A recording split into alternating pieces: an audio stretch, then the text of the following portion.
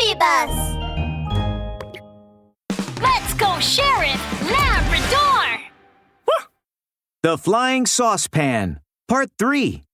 Holy mackerel! That's BeepBob the Weasel! BeepBob? Black Bear scratched his head. Yeah! Everyone around here says that BeepBob is an oddball, a bit weird. I've heard from my friends who live here that this weasel is always making strange inventions in his warehouse. Every single day, there are beeping and bopping noises coming from his warehouse. It disturbs the neighbors to the point that they can't get a good night's rest. That's why everyone here calls him BeepBob. That explains it. Well, it seems that all these strange events have something to do with this Mr. BeepBob.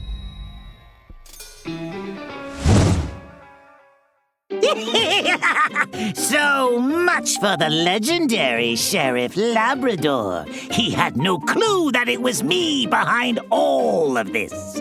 In the warehouse, BeepBob the Weasel piled up the stuff he had lifted with his drone, including the saucepan, spade, and shovel. Ooh, now I can make new inventions with these iron objects. Oh, really? Suddenly, someone kicked the door of the warehouse open. A towering figure stepped in first. It was Officer Doberman. He was followed by an imposing figure with bright black round eyes that shone with intelligence. It was Sheriff Labrador. Weasel, you're suspected of theft of personal property. Come with us to the police station. What? I can't believe you found me! BeepBob the Weasel, his eyes darting back and forth, slipped into a strange device nearby with a whoosh. Clang, clang. He started up a long-legged digging robot that looked like a spider. Under his control, the long-legged digger ran toward the warehouse gate. Stop right there! Stop! Dobie! No villain can escape me! Yeah! Officer Doberman picked up the spade on the ground and threw it with all his strength. The spade, spinning like a propeller, flew toward the long-legged digger. Woo-hoo-hoo-hoo! There's no way that thing could ever harm my invention! Ow! Before BeepBob the Weasel could finish his sentence, the long-legged digger had been struck by the spade and lost its balance, tipping over. BeepBob hit the floor with a thud, falling flat on his back. Oh, fiddlesticks! I'm doomed! It's over! The cop's more clever than I anticipated! BeepBob the Weasel scrambled out of the cockpit, trying to escape. Watch out! BeepBob wasn't paying any attention to one of the digger's long legs lying in front of him. Ouch! Ow! BeepBob accidentally cut his arm on one of the long, sharp legs of the digger. Blood! Blood! Blood! BeepBob turned pale, and his legs went limp when he noticed he was bleeding. Then he fainted, with his eyes rolling back.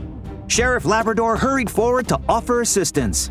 Then he shouted when he discovered that the long leg of the digger that had cut BeepBob was rusty. Hurry! This weasel needs to get to the hospital right now. Sheriff Labrador and Officer Doberman waited anxiously at the entrance to the emergency room. Sheriff Labrador, why are you so worried? BeepBob just got a small cut. I think he's all right. The weasel's cut came from a rusted iron object, which makes the situation very dangerous. It can even be life-threatening. What? Is it really that serious? While they were talking, they suddenly heard a commotion coming from the emergency room, and they saw a nurse rushing out anxiously. This can't be good!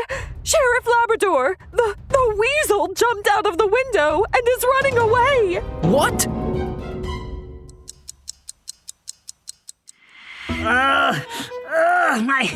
My cut hurts, and I'm hungry. Oh, trouble.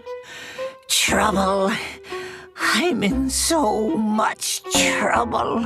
A few days later, a faint, trembling voice could be heard emanating from a cave in Forestville Park. It was BeepBob, the runaway weasel, who made the noise. Drat! I shouldn't have underestimated those cops. But I'm not gonna get caught this time.